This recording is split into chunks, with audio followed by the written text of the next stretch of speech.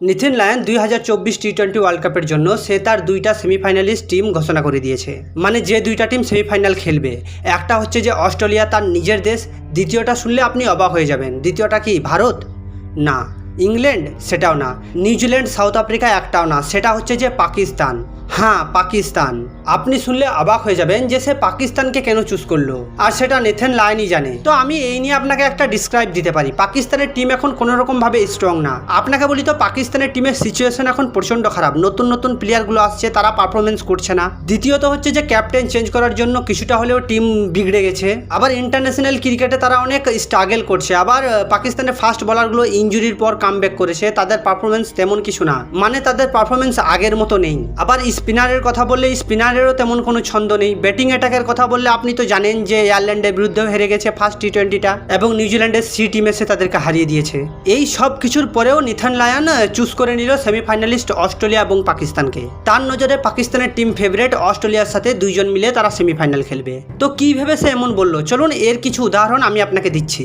আপনাকে বলি, আপনি খুব ভালোভাবে জানেন যে কোনো রকম টুর্নামেন্টের মধ্যে পাকিস্তান যখন এন্ট্রি নেয়, তখন কিন্তু পাকিস্তান কারো ফেভারিট দল হয়ে মাঠে নামে না, এবং টুর্নামেন্টের মধ্যে এন্ট্রি নেওয়ার সাথে সাথে সে তেমন পারফরমেন্সও করে না। ঠিক টুর্নামেন্টের মাঝের দিকে ইয়া শেষের দিকে সে তার খেলা শুরু করে। মানে পাকিস্তান সেই সময় থেকে কামব্যাক করে। ধরে নিন একটা ম্যাচ, যে এই ম্যাচটা হারলেই পাকিস্তান গ্রুপ থেকে বেরিয়ে যাবে, ঠিক সেই ম্যাচটা জিতার পর পাকিস্তান সিদ্ধান্ত নেয় যে হ্যাঁ, আমরা ক্রিকেট খেলতে এসেছি, টুর্নামেন্ট খেলতে এসেছি।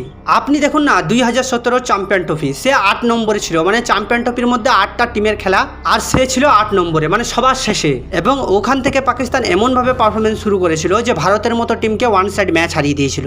তারপর আপনি দেখুন 2021 টি-20 ওয়ার্ল্ড কাপ, প্রথম থেকে সে এমন কিছুই করেনি যে মানুষ তাকে ফেভারিট বলে গণ্য করবে, কিন্তু সে গ্রুপ স্টেজ থেকে এমনভাবে পারফরমেন্স শুরু করেছিল, সবাই ভেবেছিল যে এটা একটা হট ফেভারিট দল। আর আপনাকে বলি, সেই ম্যাচের মধ্যে সেমিফাইনালটাও পাকিস্তান অলমোস্ট জিতেও গিয়েছিল। যদি হাসান আলী ক্যাচটা না ছাড়তো, তাহলে হয়তো পাকিস্তান 2021 টি-20 ওয়ার্ল্ড কাপে চ্যাম্পিয়নও হয়ে যেতে পারতো। তারপরেও আপনাকে বলি তো, 2022 টি-20 ওয়ার্ল্ড কাপ, ও ওকে হারিয়ে দেখ, সে ওকে হারিয়ে দেখ, আর এমন করতে করতে অসম্ভব সাউথ আফ্রিকা নেদারল্যান্ডের কাছে হেরে যায়।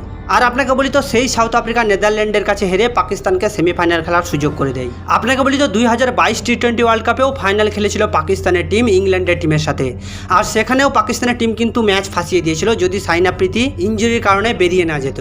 ওভারঅল যদি আপনি দেখেন তো পাকিস্তানের টিমকে নিয়ে প্রেডিকশন করা আমরা অনেক বড় ভুল করি। আমি যদি আপনাকে একটা উদাহরণ দিই, তো আজ আপনি যদি দেখেন তো পাকিস্তানের থেকে ভারতের টিম অনেক বড়। আপনি যদি ব্যাটিং সাইড দেখেন, আপনি যদি বোলিং সাইড দেখেন, তাহলে দুই সাইডেই কিন্তু ভারতের টিম এগিয়ে পাকিস্তানের তুলনায়। আবার এই পাকিস্তান টিম সেই ভারতের টিমকেও হারিয়ে দিতে পারে এবং আয়ারল্যান্ডের কাছে ম্যাচ হেরে যেতে পারে। হ্যাঁ, এটাই পাকিস্তান।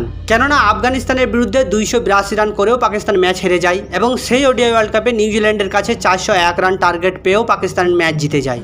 এমনই পাকিস্তান, তাই নিথিন লায়ন ওর সাইকোলজি থেকে বলেছে। তো চলুন আজ এইটুকুই, দেখা হচ্ছে পরের ভিডিওতে। আপনি যদি এই চ্যানেলে নতুন হয়ে থাকেন তো দয়া করে একটা সাবস্ক্রাইব করে যাবেন, আর এই ভিডিওটা যদি আপনাকে ভালো লেগে থাকে তা প্লিজ একটা লাইক করে যাবেন।